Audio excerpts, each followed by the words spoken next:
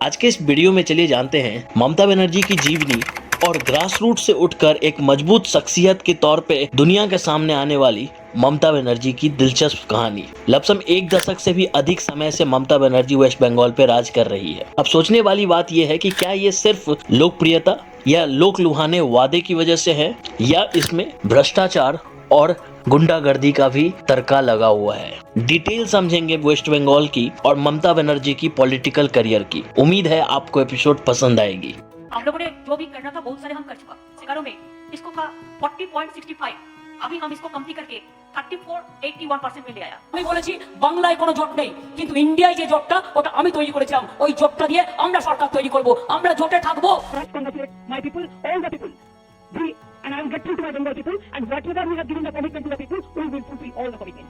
ये कहानी शुरू होती है 5 जनवरी 1955 को, जब कोलकाता का एक साधारण बंगाली हिंदू परिवार में ममता बनर्जी का जन्म होता है और शुरुआती शिक्षा प्राप्त करने के बाद उनकी जो रुचि है वो राजनीति में बढ़ती जाती है और वो राजनीति में ही अपना करियर बनाने की सोच लेते हैं। और ये दौर खत्म होता है और 1970 के दशक में वो कांग्रेस पार्टी के साथ विलय कर लेते हैं या यूं कहें अपनी राजनीति की करियर शुरू करते हैं। कहते हैं कि अगर आपके पास कोई स्किल्स है तो आप बहुत जल्दी आगे बढ़ते हैं और लोगों का साथ भी मिलता है आपको। और यही ठीक ममता बनर्जी के साथ हुआ वेस्ट बंगाल में। ममता बनर्जी लोगों का विश्वास हासिल करने में कामयाब हुई और लोगों को ये लगने लगा कि हमारे बीच का एक नेता है जो कि हमारी बातें और हमारी मांगे पूरा करा सकता है और गवर्नमेंट के सामने हमें अच्छे से प्रस्तुत कर सकता है। और इसीलिए लोगों का भी विश्वास ममता बनर्जी पे बढ़ता गया और इसी का फायदा उनके गद्दावर नेता बनने में मदद किया। लेकिन कहते हैं कि जैसे जैसे आपकी सफलता बढ़ती जाती है आपके प्रतिस्पर्धी या यूं कहे कंपटीटर्स भी बढ़ते जाते हैं। और ठीक ऐसा ही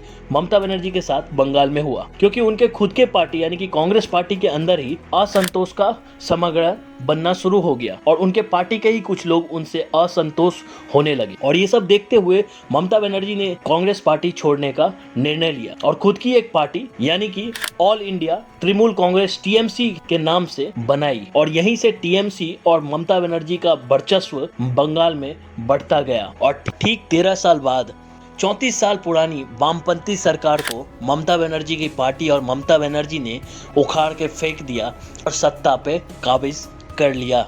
सत्ता में आने के बाद ममता बनर्जी ने अपनी और अपने पार्टी के लिए एक अवैध किला बना लिया, जिसको बाकी पार्टियों के द्वारा तोड़ना इतना आसान नहीं होने वाला था। क्योंकि जहां एक तरफ हिंदू होते हुए दीदी कह के लोगों के बीच जाने वाली ममता बनर्जी हिंदू वोटर्स को अलग अलग योजनाओं के तहत अपनी तरफ खींचती थी, वहीं अपनी जो झुकाव है वो मुस्लिम वोटर्स को दिखा के मुस्लिम वोट्स भी आसानी से अपनी तरफ खींच ले रहे थे। जिसमें उनके पास कुछ अच्छे नेता भी थे जो कि माइनॉरिटी वोटर्स की तरफ से आ रहे थे और उनके लिए अलग अलग योजनाएं और उनके हिसाब से नियम बनाने के लिए राजी हो जा रही थी और इसलिए उनको माइनॉरिटी वोटर्स का भी सहयोग मिल रहा था। और तीसरी तरफ बंगाल में ममता बनर्जी ने अपने ही कार्यकर्ताओं को फ्री हैंड दे रखा था ताकि वो हिंसा करे और लोगों के बीच में ये दहशत पैदा करे कि अगर आप टीएमसी को वोट नहीं देते हो तो आपके साथ हिंसक प्रदर्शन किया जाएगा, आपके साथ हिंसा किया जाएगा और उसमें आपकी जान भी जा सकती है। और ये सारी चीजें आप ठीक इलेक्शन के बाद न्यूज चैनल्स में देखते भी होंगे। कहने के लिए ममता बनर्जी ने अलग अलग स्कीम जैसे आकांक्षा, अमर फसल, आनंद धारा, गति धारा, कर्मश्री, मधुर सेना, निर्मल बांग्ला जैसे कई योजनाओं को उद्घाटन और शिलान्यास की थी, जो कि गरीबों के लिए बनाई गई थी, जो कि मिडिल क्लास फैमिली के लिए बनाई गई थी। लेकिन असलियत में सिर्फ 42% लोगों तक ही इन योजनाओं का लाभ पहुंच पाया था और बाकी जो फंड्स थे जो कि इन योजनाओं पे खर्च होनी थी वो ममता बनर्जी के सरकार के तरफ से ही खा ली गई और वो लोगों तक सही मायने में पहुंच ही नहीं पाया। वैसे तो लोगों के बीच ममता बनर्जी दीदी के रूप में जानी जाती है और लोगों को ये दिखाती है कि वो बहुत सिंप्लिसिटी में रहती है और उनके पास एसेट्स के नाम पे कुछ भी नहीं है, क्योंकि वो एक बहुत गरीब सीएम है जो कि सिर्फ गरीबों के लिए बात करती है। तो क्या वाकई में ममता बनर्जी के पास एसेट्स के नाम पे कुछ भी नहीं है? चलिए उसकी डिटेल जान लेते हैं। देखिए, जब 2021 में इलेक्शन कमीशन के पास अपना नामांकन दर्ज करते हुए इलेक्शन कमीशन को ममता बनर्जी ने अपने एसेट्स के ब्यौरा दिया था, उसमें उन्होंने 16.72 लाख का एसेट शो किया था, जो कि 2016 में 30.45 लाख का एसेट उन्होंने शो किया था। अब लोगों का जो एसेट है वो धीरे धीरे बढ़ता है, लेकिन ममता बनर्जी के केस में ये उल्टा हो गया है। उनकी जो एसेट है वो घट गई 2016 के मुताबिक 2021 में। अब इसकी क्या रीजन है, क्यों ऐसा हुआ, उसका मुझे लगता है कि सही जवाब आप दे सकते हैं और कमेंट सेक्शन में कमेंट कर सकते हैं आप क्या सोचते हैं इसके बारे में। वहीं 2019-20 के उन्होंने एक ब्यौरा दिया था जिसमें उनकी जो इनकम थी वो 10,34,000 के लमसम थी। कैश इन हैंड जो थी वो 69,255 के अप्रॉक्स थी। टोटल बैंक बैलेंस जो था वो 13.53 लाख रुपीस थी और 1.51 लाख का उनके पास इलेक्शन एक्सपेंडिचर अकाउंट में बैलेंस पड़ा हुआ था। एनएससी की डिपॉजिट की बात करें तो 18,490 रुपया उनके पास था। अगर टीडीएस की बात करें जो कि टैक्स डिडक्शन हुई थी उनके बेसिस पे उनको 1.85 लाख का फाइनेंशियल ईयर 19-20 में अमाउंट मिला था। और ज्वेलरी की बात करें तो उनके पास लमसम 43,000 के अप्रॉक्स ज्वेलरी पड़े हुए थे। अब ये ब्यौरा जो है वो इलेक्शन कमीशन को उन्होंने दिया।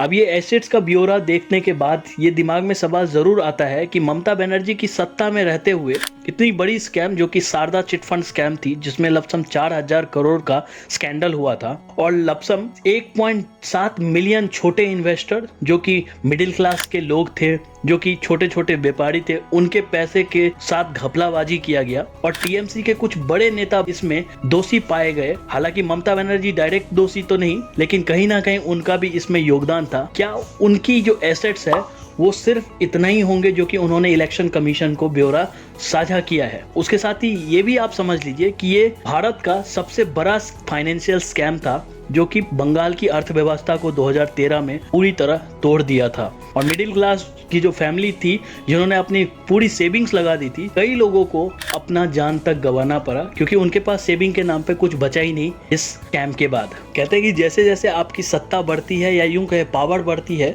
तो आप पे एलिगेशंस भी लगना शुरू हो जाता है। और कुछ इसी प्रकार ममता बनर्जी की सरकार पे भी एलिगेशन दूसरी पार्टी जैसे बीजेपी की तरफ से लगाई गई है कि वो तुष्टीकरण की राजनीति करती है। We want resignation of Mamata Banerjee. She should quit from her chair. She lost her credibility. और करप्शन और गुंडागर्दी के बेसिस पे सत्ता में वापस आती है या यूं कहे वोट प्राप्त करती है। कहीं ना कहीं ये बात सच भी लगती है क्योंकि ये एलिगेशन तब सच साबित हो जाती है जब इलेक्शन के ठीक बाद हिंसक झड़प देखने को मिलता है बंगाल में और स्पेशली उन वोटर्स को टारगेट किया जाता है जिन्होंने ममता बनर्जी के पार्टी यानी कि टीएमसी को वोट नहीं दिया है या दूसरी पार्टी को वोट दिया है। और ये उनके पाले पोसे कार्यकर्ता के द्वारा किया जाता है जो कि बाय प्रोफेशन गुंडागर्दी करते हैं और कहीं ना कहीं ये मैसेज देते हैं लोगों को कि अगर आप टीएमसी को वोट नहीं दोगे तो आपको बंगाल में हिंसक झड़प का सामना करना पड़ेगा और उसमें आपकी जान भी जा सकती है। वैसे तो ममता बनर्जी 3 मॉडल अप्रेंटिस पे सरकार चलाती है जिसमें पहला अलग अलग योजनाओं का लाभ दिखा के हिंदू वोटर्स को अपने तरफ अट्रैक्ट करना और उसकी वजह से उनको ज्यादा से ज्यादा वोट मिलती भी है क्योंकि ज्यादातर जो लोग हैं बंगाल में वो लोअर पॉवर्टी रीजन में रहते हैं तो उनको स्वास्थ्य, शिक्षा और वित्तीय सहायता का लाभ दिखा के लोगों से वोट बहुत आसानी से लिया जा सकता है और वही ममता बनर्जी लोगों के बीच दीदी बन के करती भी है। वहीं दूसरी तरफ नॉन माइनॉरिटी वोटर्स जो कि मुस्लिम्स वोटर्स हैं उनको भी ममता बनर्जी कहीं ना कहीं अपने वादे और उनको ये सहूलियत देते हुए कि आप जो करना चाहते हो करें और उनके ही बीच के नेता को अपनी पार्टी में शामिल करके ये मैसेज देते हैं कि हम आपके साथ हैं और उनको आकर्षित करते हैं अपनी तरफ और जिसकी वजह से उनको मुस्लिम वोटर्स का भी योगदान रहता है इलेक्शन में। और तीसरा है उनके हिंसक कार्यकर्ता जिसको उन्होंने फ्री हैंड दे रखा है और ये डर वो उत्पन्न करते हैं बंगाल के जनता के बीच कि अगर आप टीएमसी को वोट नहीं दोगे तो आपको हिंसक झड़प का सामना करना पड़ेगा और आप पे हिंसक पथराव भी हो सकता है और उसमें आपकी जान भी जा सकती है। एक तरफ दीदी बन के लोगों का वोट हासिल करने वाली ममता बनर्जी कहने के लिए तो ये जरूर कहती है कि আমার মুখ্যমন্ত্রী পদ চাই না কিন্তু আমি চাই মানুষ বিচার পাক, তিলোত্তমা বিচার পাক আর সাধারণ মানুষ চিকিৎসা। बंगाल की जनता पूरी तरह सुरक्षित है और बंगाल में सब कुछ सही चल रही है। वहीं दूसरी तरफ आरजी मेडिकल कॉलेज जैसी दुर्घटना जब होती है तब खुद ही होम मिनिस्टर रहते हुए ममता बनर्जी सड़कों पे उतर जाती है अपने आप को या यूं कहें अपने पार्टी के कुछ लोगों को बचाने के लिए और इंसाफ की नारे लगाती है और जो डॉक्टर्स इस चीज की विरोध करते हैं उसी को झूठा ठहरा देती है। और ये सिर्फ एक बौखलाहट रहती है क्योंकि उनको बहुत अच्छे से पता होता है कि लोगों के बीच ये मैसेज जरूर पहुंच गया है कि इस बार ममता बनर्जी पूरी तरह गलत है और उनके पार्टी के द्वारा ही ये दुष्कर्म किए गए हैं।